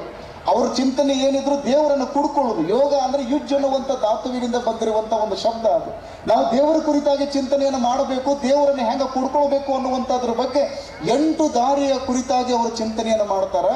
ಅದು 2500 ವರ್ಷಗಳ ಹಿಂದೆ ಅತ್ಯಂತ ಕರಾರುವಾಕ್ಕಾಗಿ ಚಿಂತನೆಯನ್ನು ಮಾಡಿದಂಥವ್ರು ಯಾರು ಅಂದರೆ ಪತಂಜಲಿ ಮಹರ್ಷಿಗಳು. ಇವತ್ತು ಬಹುತೇಕರು ನಮ್ಮ ಲಕ್ಷ್ಯ ಏನಾಗತ್ತದ ಗೊತ್ತಿದೆ, ಭಾರತದೊಳಗಿದ್ದು ನಾವೆಲ್ಲರೂ ಬಹಳ ಮಂದಿ ಇವತ್ತು ನಾವು ಮೆಜಾರಿಟಿ ಅಂತ ನಾವೇನು ಕರಿತೀವಲ್ಲ, ನಾವೆಲ್ಲರೂ ಇವತ್ತು ವೆಸ್ಟರ್ನೈಸೇಷನ್ ಆಗಬೇಕು ಅನ್ನುವಂಥದ್ರ ಬಗ್ಗೆ ನಾವು ಆ ಕಡೆ ಮುಖ ಮಾಡೀವಿ. ಆ ಮಂದಿ ಎಲ್ಲ ಈ ಕಡೆ ಮುಖ ಮಾಡಕತ್ತಾರೆ. ನಾವೆಲ್ಲರೂ ನಮ್ಮ ಅಂತಸತ್ವದ ಕುರಿತಾಗಿ ಚಿಂತನೆ ಮಾಡಬೇಕು ಅಂದರೆ ನೀವು ಭಾರತ ದೇಶದ ಒಬ್ಬ ಯೋಗಿ ಹತ್ರ ಹೋಗಬೇಕು, ನೀವು ಚಿಂತನೆಯನ್ನು ಮಾಡಬೇಕು ಅಂತ ನಾವು ಹೇಳ್ತೀವಿ. ಆ ಹಿನ್ನೆಲೆಯಲ್ಲಿ ನಮ್ಮ ಚಿಕ್ಕೇನಕೊಪ್ಪದ ಶರಣರು, ಬಳಗಾನೂರು ಶರಣರು ಅಂತ ನಾವೇನು ಕರಿತೀವಿ, ಅಂತಹ ಗುರುಗಳು ಮೌನ ಯೋಗಿಗಳಾಗಿ ಒಂದು ಅದ್ಭುತವಾಗಿರುವಂತಹ ಮೌನ ಸಂದೇಶವನ್ನು ನೀಡಿರುವಂತಹ ಒಬ್ಬ ಅಪರೂಪದ ಶರಣರಾಗಿ ನಮ್ಮ ಮಧ್ಯೆ ಬದುಕಿದ್ರಲ್ಲ, ಅವರು ಪರಂ ಜ್ಯೋತಿ. ಅದು ನಿರಂತರವಾಗಿ ಉರಿತಾ ಇರುವಂತಹ ಜ್ಯೋತಿ. ಅದು ಜ್ಯೋತಿ ಬೆಳಗುತ್ತಿದೆ ಅನ್ನುವಂಥದ್ರ ಬಗ್ಗೆ ಹಂಗೆ ನಿಜವನ ಶಿವೆಗಳವರು ಹೃದಯ ತುಂಬಿ ಹಾಡ ಹಾಡ್ತಾರಲ್ಲ, ಹಂಗೆ ಅದ್ಭುತವಾಗಿರುವಂತಹ ಪರಂ ಜ್ಯೋತಿಯನ್ನು ಈ ಭಾಗದಲ್ಲಿ ಹೊತ್ತಿಸಿರುವಂಥವ್ರು ಯಾರು ಅಂದರೆ ಶರಣರು ಹೊತ್ತಿಸ್ತಾರೆ. ಆ ಜ್ಯೋತಿ ಆರ್ಲಾರ್ದಂಗೆ ನೋಡ್ಕೊಳಕತ್ತವ್ರು ಯಾರು ಅಂದರೆ ಸದ್ಯದ ಶರಣರು ಅದನ್ನು ನೋಡ್ಕೊಳಕತ್ತಾರಲ್ಲ, ಅದು ಅದ್ಭುತವಾಗಿರುವಂಥ ಒಂದು ಪರಂಪರೆ. ಆ ಪರಂಪರೆ ನೋಡ್ಕೊತ ಹೋಗ್ಬೇಕಲ್ಲ ನಾವು. ಆ ಹಿನ್ನೆಲೆಯಲ್ಲಿ ನಮಗೆ ಮಾರ್ಗದರ್ಶನ ಮಾಡೋರು ಭಾಳ ಚಲೋ ತಂಗಿದ್ರು ಅಂದರೆ ನಮ್ಮ ಬದುಕು ಬಂಗಾರ ಆಗುವುದ್ರೊಳಗೆ 2 ಮಾತಿಲ್ಲ. ಬೋಧಿಸತ್ವ ಅಂತ ಒಬ್ಬರು ಇದ್ರು. ಆ ಮಾತು ಹೇಳಿ ನನ್ನ ಮಾತುಗಳನ್ನು ಪೂರ್ಣಗೊಳಿಸ್ತೀನಿ. ನೀವು ಅಪ್ಪ ಅವರೆಲ್ಲ ಈ ವೇದಿಕೆ ಮೇಲೆ ಆಶೀರ್ವಚನವನ್ನು ನೀಡುವಂತಹ ಸಂದರ್ಭ ಇರೋಣವರಿಂದ ಬೋಧಿಸತ್ವ ಅಂತ ಒಬ್ಬ ಗುರುಗಳಿದ್ರು. ಎಲ್ಲ ಕಡೆ ಅಡ್ಡಾಡ್ಕೊಂತ ಹೋಗೋರು, ಎಲ್ಲೆಲ್ಲಿ ಹೋಗ್ತಾರಲ್ಲ ಅಲ್ಲಲ್ಲಿ ಬೆಳಕಿನ ಬೀಜವನ್ನು ಬಿತ್ತವರು, ಜ್ಞಾನದ ಬೆಳೆಯನ್ನು ಬೆಳೆಯುವಂಥ ಒಬ್ಬ ಯೋಗ್ಯ ಗುರುಗಳಾಗಿದ್ರು ಬೋಧಿಸತ್ವ ಅಂತೇಳಿ. ಬುದ್ಧನ ಜೀವನ ಸಂದೇಶಗಳನ್ನು ಹಳ್ಳಿಗೆ ಮುಟ್ಟಿಸಿದಂಥವ್ರು, ಬುದ್ಧನ ಜೀವನ ಸಂದೇಶಗಳನ್ನು ಪ್ರತಿಯೊಬ್ಬರಿಗೂ ಮುಟ್ಟಬೇಕು ಅನ್ನುವಂಥ ಹಿನ್ನೆಲೆಯಲ್ಲಿ ತಮ್ಮ ಜೀವನವನ್ನೇ ತ್ಯಾಗ ಮಾಡಿದಂಥವ್ರು ಯಾರು ಅಂದರೆ ಬೋಧಿಸತ್ವ ಅಂತ ನಾವು ಕರಿತೀವಿ. ಒಬ್ಬ ರಾಜನ ಹತ್ರ ಹೋದ್ರೆ ರಾಜ ಮುಖ ಸಾಪಿಗಿಟ್ಕೊಂಡು ಕೂತಿದ್ದ. ಯಾಕೋ ರಾಜ ಮುಖ ಸಾಪಿಗಿಟ್ಕೊಂಡು ಕೂತಿ ಅಂತ ಬೋಧಿಸತ್ವ ಕೇಳಿದರು. ರಾಜ ಹೇಳ್ದ, ಅಪ್ಪ ಅವ್ರನ್ನ ಯಾಕೆ ಮುಖ ಸಾಪಿಗೆ ಮಾಡ್ಕೊಂಡು ಕೂತೀನಿ ಅಂದರೆ ಭಾಳ ಕಿಮ್ಮತ್ತಿನ ಒಂದು ಕುದುರೆ ತಂದಿನ್ರಿ. ಆ ಕುದುರೆ ಮೊದಲು ಭಾಳ ಚಲೋ ತಂಗಿ ಓಡ್ತಿತ್ತು, ಈಗ ಯಾಕೋ ಆ ಕುದುರೆ ಕುಂಟಾಕತೈತಿ, ಅದಕ್ಕೆ ನನಗೆ ಭಾಳ ಸಂಕಟ ಆಗಾಕತ್ತೈತ್ರಿ ಅಂತ ಬೋಧಿಸತ್ವ ಅಂದರು. ಅವಾಗ ಬೋಧಿಸತ್ವಗೆ ರಾಜ ಹೇಳ್ದ. ಅವಾಗ ಬೋಧಿಸತ್ವ ಅಂದರು, ನೀ ಏನೂ ವಿಚಾರ ಮಾಡಬೇಡಪ್ಪ, ನಿಮ್ದೇನು ಕುದುರೆ ಕುಂಟತೈತಿಲ್ಲ ಅದನ್ನು ಮತ್ತೆ ಮೊದಲಿನಂಗೆ ಓಡುವಂಥ ಜವಾಬ್ದಾರಿ ನನ್ನ ಮೇಲೆ ಬಿಡು, ನಾನು ಅದನ್ನು ಮತ್ತೆ ಮೊದಲಿನಂಗೆ ಓಡುವಂಗೆ ಮಾಡ್ತೀನಿ ಅಂತ ಆ ಗುರುಗಳು ರಾಜನಿಗೆ ಹೇಳಿದ್ರು. ಅವಾಗ ರಾಜ ಅಂದ, ಈ ಕುದುರೆ ಓಡಿಸೋ ಸಲುವಾಗಿ ದೊಡ್ಡ ದೊಡ್ಡ ಆಯುರ್ವೇದ ಪಂಡಿತರು ಎಲ್ಲರೂ ಸೋತು ಸುಣ್ಣಾಗ್ಯಾರ್ರಿ ಅಪ್ಪ ಅವ್ರ, ನೀವು ಹೆಂಗೆ ಈ ಕುದುರೆ ಓಡಿಸೋಕೆ ಸಾಧ್ಯ? ಏನೂ ಇಲ್ಲಪ್ಪ, ನನಗೆ 3 ದಿನ ಟೈಮ್ ಕೊಡು, ನಿಮ್ಮ ಕುದುರೆ ಮತ್ತೆ ಮೊದಲಿನಂಗೆ ಓಡುವಂಗೆ ಮಾಡ್ತೀನಿ ಅಂತ ಹೇಳಿದ್ರು. 3 ದಿನ ಅಲ್ರಿ, 30 ದಿನ ಟೈಮ್ ತೊಗೊಳ್ರಿ, ಮತ್ತೆ ನಮ್ಮ ಕುದುರೆ ಓಡುವಂಗೆ ಮಾಡ್ರಿ ನಾವು ರಾಜ. ಸೂಕ್ಷ್ಮವಾಗಿ ಬೋಧಿಸತ್ವ ಆ ಕುದುರೆಯನ್ನು ನೋಡಿದ್ರು. ಅವನಿಗೆ ಸಮಸ್ಯೆ ಟಕ್ ಅಂತ ಅರ್ಥ ಆಗಿಬಿಡ್ತಾರೆ ಅವ್ರಿಗೆ. ಆ ಕುದುರೆ ಯಾಕೆ ಕುಂಟಾಕತ್ತಿತ್ತು ಅಂದರೆ ರಾಜನ ಕರೆದ್ರು, ನಿಮ್ಮ ಕುದುರೆ ಮತ್ತೆ ಮೊದಲಿನಂಗೆ ಬಹಳ ಚಲೋತ್ತಂಗೆ ಓಡಬೇಕಾಗಿತ್ತು ಅಂದ್ರೆ ನಾ ಹೇಳೋದೊಂದು ಮಾತು ನೀವು ಕೇಳಬೇಕಂದ್ರೆ ಅಪ್ಪ ಅವ್ರಿಗೆ ಹೇಳ್ರಿ ಅಂತ ಕೇಳ್ಬೇಕು. ಹೇಳ್ರಿ ಏನಿಲ್ಲ, ಆ ಕುದುರೆಗೇನು ಟ್ರೈನಿಂಗ್ ಕೊಡಾಕತ್ತಲ್ಲ, ಮೊದಲು ಅವ್ನ ಕೆಲಸದಿಂದ ತೆಗೆದು ಹಾಕಂದ್ರು. ರಾಜ ಅಂದ ಅವ್ ಭಾಳ ದೊಡ್ಡ ಟ್ರೈನರ್ ಅದಾರ ರೀ, ತರಬೇತಿದಾರ ಅದಾರ, ಅವ್ರನ್ನ ತೆಗಿಬೇಕ್ರಿ. ನಾ ಹೇಳ್ದಂಗೆ ಮಾಡು, ಅವನು ಮೊದಲು ಕೆಲಸದಿಂದ ತೆಗೆದು ಹಾಕು. ಯಾಕೆ ತೆಗೆದು ಹಾಕಬೇಕು ಅಂದ್ರೆ ಆ ಕುದುರೆಗೇನು ಟ್ರೈನಿಂಗ್ ಕೊಡಾಕತ್ತಿದ್ದಲ್ರಿ, ಅವ ಕುಂಟಿದ್ದ. ಏನಿದ್ರಿ ಅವ? ನಾ ಹೇಳು ತಿಳಿಯಾಕತ್ತಲ್ಲ ಎಲ್ಲರಿಗೂ, ಅವ ಕುಂಟಿದ್ದ. ಕುದುರೆ ಏನು ತಿಳ್ಕೊಂಡಿತ್ತು ಹೇಳ್ರಿ? ನನಗೆ ಟ್ರೈನಿಂಗ್ ಕೊಡವನ ಕುಂಟಾಕತ್ತಾನಂದ್ರೆ ಕುಂಟುದ ಬರೋಬರತ್ತಂತ ಕುದುರೆ ತಿಳ್ಕೊಂಡಿತ್ತು. ಬೋಧಿಸತ್ವನ ಮಾತು ಕೇಳಿ ಆ ಕುಂಟನ ತೆಗೆದ್ರಿ. ಒಬ್ಬ ಚಲೋ ದಷ್ಟ ಪುಷ್ಟ ಯುವಕನ ನೇಮಿಸಿದ್ರು. ಅವ ಕುದುರೆ ಮುಂದೆ ಭಾಳ ಚಲೋ ತಂಗಿ ಓಡಾಕತ್ತ. ಆ ಕುದುರೆನ ಮತ್ತೆ ಮೊದಲೇ ನಂಗೆ ಓಡಾಕೈತ್ರಿ. ಈ ಕತೆ ನಿಮಗೆ ಯಾಕೆ ಹೇಳಿದ್ನಿ ಅಂದರೆ, ಇಲ್ಲಿ ನೀವೆಲ್ಲರೂ ಬಹಳ ಚಲೋ ಕಾಟೇವಾಡಿ ಕುದುರೆ ಹಂಗೆ ನೀವು ಯಾಕೆ ಕಾಣಾಕತ್ತೀರಿ ಅಂದ್ರೆ, ನಿಮಗೆ ಟ್ರೈನಿಂಗ್ ಕೊಡುವಂತಹ ಅಪ್ಪವರು ಭಾಳ ಚಲೋ ಅದಾರ, ಶರಣರು ಭಾಳ ಚಲೋ ಅದಾರ ಅನ್ನೋ ಕಾರಣಕ್ಕಾಗಿ ನಿಮಗೆ ಯಾವುದೋ ಅದ್ರ ಬಗ್ಗೆ ಲಕ್ಷ್ಯ ಇಲ್ಲ. ನಿಮಗೆ ಹೊರಗೆ ಜಗತ್ತೊಂದು ಬೇರೆನೇ ಅದ, ಜಾತ್ರೆ ಒಂದು ಪುಗ್ಗಾದ ಜಾತ್ರೆ ಒಂದು ಹೊರಗೆ ಬೇರೆನೇ ನಡೆದದ. ಆದರೆ ಇಲ್ಲಿ ಸೇರಿರುವಂಥವ್ರು ನೀವೆಲ್ಲರೂ ಯಾಕೆ ಇಲ್ಲಿ ಬಂದು ಕೂತ್ಕೊಂಡಿರಿ ಅಂದರೆ, ಸಾರ್ವಕಾಲಿಕ ಸತ್ಯದ ಬಗ್ಗೆ ನಾವು ಚಿಂತನೆ ಮಾಡಬೇಕು ಅನ್ನೋ ಕಾರಣಕ್ಕಾಗಿ ನೀವೆಲ್ಲ ಇಲ್ಲಿ ಬಂದು ಕೂತ್ಕೊಂಡಿದ್ವಿ. ಅದನ್ನೇ ವಿವೇಕಾನಂದರು ಹೇಳಿದ್ರು, ಸೀಸರ್ ಆಳ್ತಾ ಇರುವಂತಹ ಸಾಮ್ರಾಜ್ಯದಲ್ಲಿ ಜೇಡರ ಬಲೆಗಟ್ಟಿದೆ. ಇದರ ಅರ್ಥ ಏನು? ನಾವು ಕಟ್ಟಿರುವಂತಹ ಕಟ್ಟಡ ಒಂದಲ್ಲ ಒಂದಿನ ಬಿದ್ದು ಹೋಗ್ತದೆ. ಆದರೆ ಆಧ್ಯಾತ್ಮಿಕವಾಗಿರುವಂತಹ ಜಗತ್ತಿನೊಳಗೆ ನೀವು ಎಂಟ್ರಿ ಆಗಿಬಿಟ್ರಿ ಅಂದರೆ, ಪ್ರವೇಶ ಪಡ್ಕೊಂಡು ಬಿಟ್ರಿ ಅಂದರೆ, ಅಲ್ಲೊಂದು ಜಗತ್ತು, ಅದ್ಭುತವಾದ ಜಗತ್ತೇ ಇದೆ. ಇದನ್ನೇ ಬಸವಣ್ಣನವರು ಹೇಳಿದ್ದು, ಸ್ಥಾವರ ಕಳಿವುಂಟು ಜಂಗಮ ಕಳಿವಿಲ್ಲ. There is destruction for physical temple, there is no destruction for that of knowledge ಅಂತ ಹೇಳಿದ್ರು. ಇದರ ಅರ್ಥ ಜಂಗಮತ್ವದ ಕುರಿತಾಗಿ ನಾವು ಚಿಂತನೆ ಮಾಡಬೇಕು, ಚೈತನ್ಯದ ಕುರಿತಾಗಿ ನಾವು ಚಿಂತನೆ ಮಾಡಬೇಕು. ಆ ಹಿನ್ನೆಲೆಯಲ್ಲಿ ನಮ್ಮ ಶರಣರು ಒಂದು ಅದ್ಭುತವಾಗಿರುವಂತಹ ದಿವ್ಯ ಶಕ್ತಿಯ ಭವ್ಯ ಪರಂಪರೆಯನ್ನು ಅವಿಚ್ಛಿನ್ನವಾಗಿ ಮುಂದುವರಿಸುವಂತಹ ಒಂದು ಅತುಲವಾಗಿರುವಂತಹ ಸಾಮರ್ಥ್ಯವನ್ನು ಪಡೆದುಕೊಂಡು ಇಲ್ಲಿ ಒಂದು ಅದ್ಭುತವಾದ ಸಾಮ್ರಾಜ್ಯವನ್ನೇ ಸೃಷ್ಟಿ ಮಾಡ್ಯಾರ. ಕೊಪ್ಪಳದ ಅಪ್ಪವರು ಅವರಿಗೆ ನಿರಂತರವಾಗಿ ಮಾರ್ಗದರ್ಶನವನ್ನು ಮಾಡ್ತಾ ನೋಡ್ಬೇಕು. ಆ ಮಠದ ಪರಂಪರೆ, ನಮ್ಮ ಶರಣರ ಪರಂಪರೆಯನ್ನು ನೋಡಿದಾಗ ನಮ್ಮ ಹೃದಯ ತುಂಬಿ ಬರ್ತದೆ. ಕಾರಣ ಏನು ಅಂದರೆ, ಒಂದು ಕಡೆಗೆ ಗವಿಸಿದ್ದೇಶ್ವರ ಮಹಾಸ್ವಾಮಿಗಳವರು ಎಡಗೈಯೊಳಗೆ ಲಿಂಗವನ್ನು ಹಿಡಿದುಕೊಂಡು ಬಲಗೈಯೊಳಗೆ ಜೋಳಿಗೆಯನ್ನು ಹಿಡಿದು ಒಂದು ಕಡೆಗೆ ಆತ್ಮ ಕಲ್ಯಾಣವನ್ನು ಸಾಧಿಸಿ ಮತ್ತೊಂದೆಡೆಗೆ ಸಮಾಜ ಕಲ್ಯಾಣವನ್ನು ಸಾಧಿಸಿದರು. ಇದ್ರ ಬಗ್ಗೆ ನಮ್ಮ ಚನ್ನಬಸವಣ್ಣನವರು ಭಾಳ ಚಂದ ಬರೀತಾರೆ. ಗಂಡ ಬೇರುಂಡ ಅನ್ನುವಂತಹ ಪಕ್ಷಿಗೆ ತಲೆಗಳು ಎರಡದಾವ, ದೇಹ ಒಂದೇ ಅದ. ನೀವು KSRTC ಬಸ್ ಹತ್ತಿರಲ್ರಿ, ಅವರು ಆ ಲಾಂಛನ ನೋಡ್ರಿ ಏನ್ರಿ ನೀವು? ಎಲ್ರಿ ಅಪ್ಪ ಅವರ ಸೀಟ್ ಹಿಡಿಯೋ ಗದ್ದಲ್ದಾಗ ನಾವು ಆ ಲಾಂಛನ ನೋಡುವಾಗ ನಮ್ಗೆ ಆಗುವಂತ ಹೇಳ್ತು. ನೀವು ಭಾಳ ಮಂದಿ ಅಂತಿರ್ಬೇಕು. ಇವಾಗ ರಶ್ನು ಭಾಳ ಆಗತ್ತಾವ ಬಸ್ಸುಗಳು, ಆ ಮಾತು ಬೇರೆ. ಆ ಲಾಂಛನವನ್ನು ಸೂಕ್ಷ್ಮವಾಗಿ ನೀವು ಗಮನಿಸ್ರಿ. ಆ ಪಕ್ಷಿಗೆ ತಲೆಗಳು ಎರಡದಾವ, ದೇಹ ಮಾತ್ರ ಒಂದೇ ಅದ. ಇದ್ರ ಬಗ್ಗೆ ಚನ್ನಬಸವಣ್ಣನವರು ಹೇಳ್ತಾರೆ, ಗಂಡ ಬೇರುಂಡ ಅನ್ನುವಂತಹ ಪಕ್ಷಿಗೆ ತಲೆಗಳು ಎರಡದಾವ, ದೇಹ ಮಾತ್ರ ಒಂದೇ ಅದ. ಒಂದರ ತಲೆಯೊಳಗೆ ನೀನು ಹಾಲನ್ನು ಹಾಕಿ ಮತ್ತೊಂದರ ಬಾಯಿಯೊಳಗೆ ನೀವು ವಿಷ ಹಾಕಿಬಿಟ್ಟು ಅಂದ್ರೆ ಆ ಪಕ್ಷಿ ಸಾಯ್ತೈತಿ, ಏನು ಬದುಕ್ತೈತೋ? ಸಾಯ್ತದೆ. ಇದ್ರ ಬಗ್ಗೆ ಅವ್ರು ಹೇಳ್ತಾರೆ. ಅವ್ರು ಎಷ್ಟು ಚೆನ್ನಾಗಿ ಹೇಳ್ತಾರೆ ಅಂದರೆ, ನೀನು ಲಿಂಗವನ್ನು ಪೂಜೆ ಮಾಡಿ ಆತ್ಮ ಕಲ್ಯಾಣವನ್ನು ಸಾಧಿಸಿಕೊಂಡಿ ಅಂದ್ರೆ ಆಗಂಗಿಲ್ಲಪ್ಪ. ನೀನು ಬಲಗೈಯೊಳಗೆ ಜೋಳಿಗೆಯನ್ನು ಹಿಡಿದು ಸಮಾಜ ಕಲ್ಯಾಣವನ್ನು ಸಾಧಿಸಬೇಕು, ಲೋಕ ಕಲ್ಯಾಣವನ್ನು ಸಾಧಿಸಬೇಕು. ಕೊಪ್ಪಳದ ಗವಿಸಿದ್ದೇಶ್ವರ ಅಪ್ಪ ಅವರು ಹೆಂಗಿದ್ರು ಅಂದ್ರೆ, ಹಿರಿಯ ಅಪ್ಪ ಅವರು ಎಡಗೈಯೊಳಗೆ ಲಿಂಗವನ್ನು ಹಿಡಿದುಕೊಂಡು ಆತ್ಮ ಕಲ್ಯಾಣವನ್ನು ಸಾಧಿಸಿದರು. ಬಲಗೈಯೊಳಗೆ ಜೋಳಿಗೆಯನ್ನು ಹಿಡಿದು ಈ ಜಗತ್ತಿಗೆಲ್ಲ ಹೋಳಿಗೆಯನ್ನು ನೀಡಿ ಏಳಿಗೆಯನ್ನು ಮಾಡಿರುವಂತಹ ಗುರುಗಳು ಯಾರು ಅಂದರೆ ಗವಿಸಿದ್ದೇಶ್ವರ ಮಹಾಸ್ವಾಮಿಗಳವರು. ಆ ಪರಂಪರೆ ನೋಡ್ರಿ ಎಷ್ಟು ಚೆನ್ನಾಗಿದೆ ಅದು. ಆ ಗುರುಗಳು ಹೊತ್ತಿಸಿರುವಂತಹ ಪರಂ ಜ್ಯೋತಿಯನ್ನು ಈಗಿನ ಅಭಿನವ ಗವಿಸಿದ್ದೇಶ್ವರ ಮಹಾಸ್ವಾಮಿಗಳವರು ಎಂತಹ ಅದ್ಭುತವಾಗಿರುವಂತಹ ಒಂದು ಪರಂಪರೆಯನ್ನು ಮುನ್ನಡೆಸ್ತಾ ಇದ್ದಾರೆ ಅಂದರೆ, ನನ್ನ ಗುರುಗಳು ಒಂದು ಅದ್ಭುತವಾದ ಪರಂಪರೆಯನ್ನು ಹುಟ್ಟು ಹಾಕ್ಯಾರ ಅಂದ ಮೇಲೆ ಆ ಒಂದು ಪರಂಪರೆಯನ್ನು ವಿಸ್ತಾರೋನ್ನತವಾಗಿ ನಾನು ಬೆಳೆಸಬೇಕು ಅನ್ನೋ ಕಾರಣಕ್ಕಾಗಿ ನಿಮ್ಮೆಲ್ಲರ ಮನೆಗಳಿಗೆ ಆಧ್ಯಾತ್ಮದ ರಸದೌತಣವನ್ನು ನೀಡ್ತಾ ಒಂದು ಸುಂದರವಾಗಿರುವಂಥ ಸಮಾಜವನ್ನು ಕಟ್ಟಬೇಕು ಅಂತ ಹೇಳಿ ಪಂಕ ಕಟ್ಟಿ ನಿಂತುಕೊಂಡಿರುವಂತಹ ನಮ್ಮ ನಾಡಿನ ಅಪರೂಪದ ಸಂತರು ಯಾರು ಅಂದರೆ ಕೊಪ್ಪಳದ ಅಭಿನವ ಗವಿಸಿದ್ದೇಶ್ವರ ಮಹಾಸ್ವಾಮಿಗಳವರು. ಒಂದು ಕಡೆಗೆ ದೊಡ್ಡ ಗುರುಗಳು, ಒಂದು ಕಡೆಗೆ ಸಣ್ಣ ಗುರುಗಳು. ಶರಣರ ಪರಂಪರೆಯನ್ನು ನೀವು ನೋಡಬೇಕು. ಮೌನ ಯೋಗಿಗಳಾಗಿರುವಂತಹ ದೊಡ್ಡ ಶರಣರು ಒಂದು ಕಡೆಗೆ ಮೌನವಾಗಿಯೇ ಅದ್ಭುತವಾದ ಸಂದೇಶವನ್ನು ನೀಡ್ತಾ ಕೊಪ್ಪಳದ ಗುರುಗಳನ್ನು ಆರಾಧನೆ ಮಾಡ್ತಾ ತಮ್ಮ ಒಳಗಿನ ಬೆಳಕನ್ನು ಹೆಂಗೆ ನೋಡಿದ್ರಲ್ಲ, ನಮ್ಮ ದೊಡ್ಡ ಶರಣರು ಹಂಗೆ ಬದುಕ್ಯಾರ ಅಂದ ಮೇಲೆ ನಾನೂ ಹಂಗ ಬದುಕಬೇಕು ಅಂತ ತಿಳ್ಕೊಂಡು ಟೊಂಕ ಕಟ್ಟಿ ನಿಂತುಕೊಂಡು ಕಂಕಣಬದ್ಧರಾಗಿ ನನ್ನ ಕಲ್ಯಾಣ ಅಷ್ಟು ಮುಖ್ಯ ಆಗದೇ ಹೋದರೂ ಚಿಂತೆ ಇಲ್ಲ, ಸಮಾಜ ಕಲ್ಯಾಣವನ್ನು ಸಾಧಿಸಬೇಕು ಅಂತ ಹೇಳಿ ಹಳ್ಳಿಗಳಲ್ಲಿ ಶಿಕ್ಷಣ ಸಂಸ್ಥೆಗಳನ್ನು ಪ್ರಾರಂಭ ಮಾಡಿ ಎಲ್ಲರ ಉದ್ಧಾರವನ್ನು ಮಾಡುವುದಕ್ಕಾಗಿ ಟೊಂಕ ಕಟ್ಟಿ ನಿಂತುಕೊಂಡವರು ಯಾರು ಅಂದರೆ ಈಗಿನ ಶರಣರು. ಅದನ್ನು ನಾವು ಸೂಕ್ಷ್ಮವಾಗಿ ಗಮನಿಸಬೇಕು, ಅವರಿಗೆ ನಾವು ಬೆಂಬಲವನ್ನು ಸೂಚಿಸಬೇಕು. ಹಳ್ಳಿಗಳು ಉದ್ಧಾರ ಆಗಬೇಕು ಅಂತ ಮಹಾತ್ಮ ಗಾಂಧೀಜಿಯವರು ಹೇಳ್ತಾರೆ. ನಮ್ಮ ದೇಶದೊಳಗೆ ಎಷ್ಟು ಹಳ್ಳಿಗಳದಾವಂದರೆ 6,64,000ಕ್ಕೂ ಅಧಿಕ ಹಳ್ಳಿಗಳನ್ನು ನಾವು ನೋಡ್ತೀವಿ. ನೀವು ಗ್ರಾಮಗಳನ್ನು ಉದ್ಧಾರ ಮಾಡದೆ ಹೊರಗೆ ಹೋದರೆ ಭಾರತ ಉದ್ಧಾರ ಆಗಂಗಿಲ್ಲ ಅನ್ನುವ ಮಾತುಗಳನ್ನು ಮಹಾತ್ಮ ಗಾಂಧೀಜಿಯವರು ಯಾವಾಗಲೂ ಹೇಳೋರು. ನೀವು ಗ್ರಾಮಗಳನ್ನೇ ಉದ್ಧಾರ ಮಾಡಲಿಲ್ಲ ಅಂದರೆ ನೀವು ದೇಶವನ್ನು ಹೆಂಗೆ ಉದ್ಧಾರ ಮಾಡ್ತೀವಿ ಅಂತ ಪ್ರಶ್ನೆ ಇರ್ತವರು. ಹಂಗೆ ಗ್ರಾಮೀಣ ಭಾಗದಲ್ಲಿ ನಮ್ಮ ಶರಣರು ಶಿಕ್ಷಣ ಸಂಸ್ಥೆಯನ್ನು ಪ್ರಾರಂಭ ಮಾಡ್ತಾರೆ. ಕೊಪ್ಪಳದ ಜಗದ್ಗುರು ಮಹಾಸನ್ನಿಧಿಯವರು ಕೂಡ ಬಡ ಮಕ್ಕಳಿಗಾಗಿ ನಾನು ಜೋಳಿಗೆ ಹಾಕೋದಕ್ಕೆ ನಾನು ತಯಾರಿದ್ದೀನಿ ಅನ್ನುವ ಮಾತುಗಳನ್ನು ಆ ಗುರುಗಳು ಹೇಳ್ತಾರೆ. ಇವತ್ತು ಮಠಗಳು ಏನು ಮಾಡಬೇಕು ಅಂದರೆ ಇಂತಹ ಕಾರ್ಯಗಳನ್ನು ಮಾಡುವುದರ ಮೂಲಕ ಆತ್ಮ ಕಲ್ಯಾಣವನ್ನೂ ಮಾಡಿಕೊಳ್ಬೇಕು, ಸಮಾಜ ಕಲ್ಯಾಣವನ್ನೂ ಸಾಧಿಸಬೇಕು. ಈ ಮಾತು ಹೇಳಿ ನಾನು ಮಾತು ಪೂರ್ಣಗೊಳಿಸ್ತೇನೆ. ಪೇಜಾವರ ಮಠದ ಅಪ್ಪವ್ರು ಯಾವಾಗಲೂ ಒಂದು ಮಾತು ಹೇಳ್ತಿದ್ರು, ನೀವು ಲಕ್ಷ್ಯ ಕೊಟ್ಟು ಕೇಳಬೇಕು.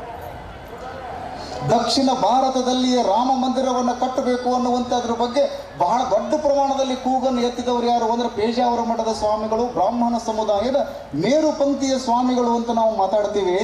ಅವರು ನಾಗನೂರು ರುದ್ರಾಕ್ಷ ಮಠದ ಕಾರ್ಯಕ್ರಮಕ್ಕೆ ಬಂದಾಗ ಬಹಳ ಪ್ರಾಂಜಲ ಮನಸ್ಸಿನಿಂದ ಒಂದು ಮಾತನ್ನು ಹೇಳಿದರು. ಇವತ್ತು ಕರ್ನಾಟಕ ಅನ್ನುವಂಥದ್ದು ಸುಶಿಕ್ಷಿತ ರಾಜ್ಯ ಯಾಕಾಗಿದೆ ಅಂದರೆ ಇದು ಯಾವುದೇ ಸರ್ಕಾರದ ಸಾಧನೆಯಲ್ಲ, ಇದು ಲಿಂಗಾಯತ ಮಠಗಳು ಮಾಡಿರುವಂತಹ ಪ್ರಸಾದ ನಿಲಯಗಳಿಂದಾಗಿ ಇವತ್ತು ಕರ್ನಾಟಕ ಅನ್ನುವಂಥದ್ದು ಸುಶಿಕ್ಷಿತ ರಾಜ್ಯ ಆಗಿದೆ ಅನ್ನುವ ಮಾತುಗಳನ್ನು ಅವ್ರು ಹೇಳ್ತಾರೆ. ಅಂದರೆ ಮಠಗಳು ಏನು ಮಾಡಬೇಕು ಅಂದರೆ ಜಾತಿ, ಮತ, ಪಂಥ, ಪಂಗಡ, ವರ್ಗ, ವರ್ಣ, ದೊಡ್ಡವರು, ಸಣ್ಣವರು, ಮೇಲು, ಕೀಳು, ಉಚ್ಚ, ನೀಚ ಇವನ್ ಯಾವುದನ್ನೂ ನೋಡಲಾರದೆ ನಾವೆಲ್ಲರೂ ಒಂದೇ, ನಮಗೊಬ್ಬನೇ ತಂದೆ ಅನ್ನುವಂತಹ ಸಂದೇಶವನ್ನು ಇಟ್ಟುಕೊಂಡು ನಾವು ಎಲ್ಲರಿಗೂ ಕೂಡ ಶಿಕ್ಷಣವನ್ನು ಕೊಟ್ವಿ ಅಂದರೆ ನಮ್ಮ ನಾಡು ಸುಭಿಕ್ಷವಾಗುತ್ತೆ ಅನ್ನುವಂತಹ ಚಿಂತನೆಯೊಂದಿಗೆ ಇವತ್ತು ನಾವೆಲ್ಲರೂ ಅದರ ಬಗ್ಗೆ ಗಮನವನ್ನು ಹರಿಸಬೇಕು. ಆ ಹಿನ್ನೆಲೆಯಲ್ಲಿ ಇಲ್ಲಿ ನಿಮ್ಮನ್ನೆಲ್ಲ ನೋಡಿ ನಿಮ್ಮ ಜೊತೆ 4-6 ಮಾತುಗಳನ್ನು ಹಂಚಿಕೊಂಡು ನನಗೆ ಬಹಳ ಖುಷಿಯಾಯಿತು. ಪರಮ ಪೂಜ್ಯ ಜಗದ್ಗುರು ಮಹಾಸನ್ನಿಧಿಯವರು ಆಶೀರ್ವಚನವನ್ನು ದಯಪಾಲಿಸಲಿಕ್ಕಿದ್ದಾರೆ. ಹಾಗೆಯೇ ವೇದಿಕೆ ಮೇಲೆ ಗುರುಗಳು ಕೂಡ ಆಶೀರ್ವಚನವನ್ನು ದಯಪಾಲಿಸ್ತಾರೆ. ನನಗೆ ಕೊನೆಗೆ ಒಂದೇ ಒಂದು ಮಾತನ್ನು ಹೇಳಿ ನನ್ನ ಮಾತುಗಳನ್ನು ಪೂರ್ಣಗೊಳಿಸ್ತೀನಿ. ಬಹಳ ದಿನಗಳ ಹಿಂದೆ ನಮ್ಮ ಶರಣರು ಫೋನ್ ಆಯಿಸಿ ನೀವು ಬರಬೇಕ್ರಿ ಅಪ್ಪುಗಳ ಕಾರ್ಯಕ್ರಮ ಬರಬೇಕ್ರಿ ಅಂತ ತಿಳ್ಕೊಂಡು ಹೇಳಿದರು. ನಾನು ಹ್ಞೂ ಅಂದೆ. ಅಷ್ಟೆಲ್ಲ ದೂರಿನಿಂದ ನಾನು ಇಲ್ಲಿಗೆ ಯಾಕೆ ಬಂದೆ ಅಂದರೆ ಈ ಒಂದು ಕಂಪನಗಳು ಅಂತ ನಾವು ಕರಿತೀವಲ್ಲ, ದಿವ್ಯ ಕಂಪನಗಳು ಅಂತ ನಾವು ಕರಿತೀವಲ್ಲ, ಪಾಸಿಟಿವ್ ವೈಬ್ರೇಷನ್ಸ್ ಅಂತ ನಾವು ಕರಿತೀವಲ್ಲ, ಆ ಒಂದು ಪಾಸಿಟಿವ್ ವೈಬ್ರೇಷನ್ನಲ್ಲಿ ಒಂದು ದಿವ್ಯ ಕಂಪನಗಳಲ್ಲಿ ಮಿಂದೇಳುವ ಸಲುವಾಗಿ ನಾನು ಬಂದಿದ್ದೇನೆ. ಆ ಶರಣರ ವಿನಯವಂತಿಕೆಯನ್ನು ನೋಡಿ ನನಗೆ ಹಂಡೆ ಹಾಲು ಕೊಡುವಷ್ಟು ಖುಷಿಯಾಯಿತು. ಆ ಶರಣರೊಳಗಿರುವಂತಹ ಆ ಒಂದು ದಿವ್ಯ ಶಕ್ತಿಯನ್ನು ನೋಡಿ ನನಗೆ ಬಹಳ ಖುಷಿಯಾಯಿತು. ನಿಮ್ಮನ್ನೆಲ್ಲ ನೋಡಿ ಆನಂದ ಆಯಿತು. ಕುವೆಂಪು ಅವರಂತಾರೆ, ಸಗ್ಗದ ಬಾಗಿಲು ಎಲ್ಲಿ ಹೂದನ್ನ ಪ್ರಶ್ನೆ ಕೇಳಿದರು. ಸ್ವರ್ಗದ ಬಾಗಿಲು ಎಲ್ಲಿ ಅದ? ಅವ್ರು ಹೇಳ್ತಾರೆ, ಸಗ್ಗದ ಬಾಗಿಲು ಎಲ್ಲಿ ಹೂದನ್ನ, ನುಗ್ಗಿದರೆ ಎಲ್ಲಿಯೂ ಸಿಗಲಿಲ್ಲನ್ನ, ಕಾಶಿಗೆ ಹೋದೆನೋ ಅಲ್ಲಿಲ್ಲನ್ನ, ಮುಳುಗಿದೆ ಗಂಗೆಯೊಳು ಅಡಗಿಲ್ಲನ್ನ, ಡನಡನ ಗಂಟೆಯ ಬಾರಿಸಿದೆ, ಮನ ಮಂತ್ರವ ಹೇಳಿದೆ, ನನಗೆಲ್ಲೂ ಸ್ವರ್ಗದ ಬಾಗಿಲು ಕಾಣಲಿಲ್ಲ ಅಂತ ಅವ್ರು ಹೇಳ್ತಾ ಭಾಳ ಚೆನ್ನಾಗಿ ಒಂದು ಮೆಸೇಜ್ ಕೊಡ್ತಾರೆ. ಈ ಸದ್ಯ ನನಗೆ ಸ್ವರ್ಗದ ಬಾಗಿಲು ಎಲ್ಲಿ ಕಾಣಕತ್ತದೆ ಅಂದರೆ ಬಳಗಾನೂರಿನಲ್ಲಿಯೇ ಸ್ವರ್ಗದ ಬಾಗಿಲು ಕಾಣಕತ್ತದೆ ಅನ್ನುವಷ್ಟರ ಮಟ್ಟಿಗೆ ನನಗೆ ಖುಷಿ ಆಯಿತು. ನಮ್ಮ ಶಾಸ್ತ್ರಿಗಳವರು ಮೇಲಿಂದ ಮೇಲೆ ಫೋನ್ ಮಾಡಿ ಎಲ್ಲಿ ಬಂದರೆ ಅಪ್ಪವ್ರು ಅಂದರು. ಅದ ರಸ್ತೆ ಮೂಲಕ ಬರೋದಂದ್ರೆ ಬಹಳ ಕಷ್ಟದ ಕೆಲಸ. ಆದರೂ ಕೂಡ ಇಲ್ಲೆಲ್ಲ ನೋಡಿ ನನಗೆ ಬಹಳ ಖುಷಿ ಆಯಿತು. ತಮಗೆಲ್ಲರಿಗೂ ಕೂಡ ಆ ಭಗವಂತ ಆಯುಷ್ಯ ಆರೋಗ್ಯ ಸಕಲ ಸೌಭಾಗ್ಯಗಳನ್ನು ಕೊಟ್ಟು ಕಾಪಾಡಲಿ ಅನ್ನುವ ಮಾತುಗಳನ್ನು ಹೇಳಿ ನನ್ನ ಮಾತುಗಳನ್ನು ಪೂರ್ಣಗೊಳಿಸ್ತೇನೆ. ಶರಣ. ಕರುನಾಡ ಜನ ಯೂಟ್ಯೂಬ್ ಚಾನೆಲ್ನ ಸಬ್ಸ್ಕ್ರೈಬ್ ಮಾಡಿ, ವಿಡಿಯೋಗಳನ್ನು ಶೇರ್ ಮಾಡಿ, ಲೈಕ್ ಮಾಡಿ.